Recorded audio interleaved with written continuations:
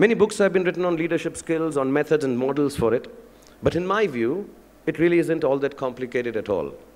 To be able to dream unencumbered, to imagine and hang on to a boundless mind filled with ideas, so that you never stop renewing yourself and the world around you, whether it is your inner world, your consciousness, or your outer world, that encompasses your profession and your relationships, is essential to leadership. But dreaming is not enough. It's also important to be able to dismantle the old, the frameworks that are laid out before you, the ideas that you yourself cling to, the ones that hold you back and prevent you from growing. It is by disassembling your fears of failing, of losing, not just things, but people, and even positions, and jobs, and most of all, change, that you can be truly creative, not just in the things you choose to do, but in the way you view your part in the world you inhabit.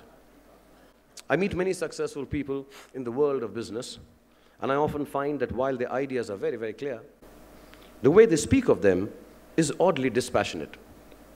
The madness and passion are missing.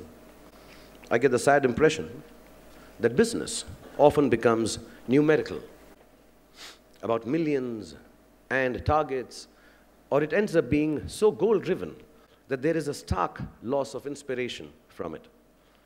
I think the emphasis on organizational goals and efficiency has clouded the poetry of creating. Perhaps because of the artistic basis of the work I do, it is difficult for me to relate to this darkness.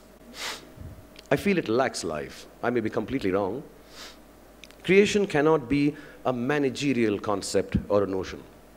No matter how good the idea is, it has to be an imaginarial conception. You have to imagine things.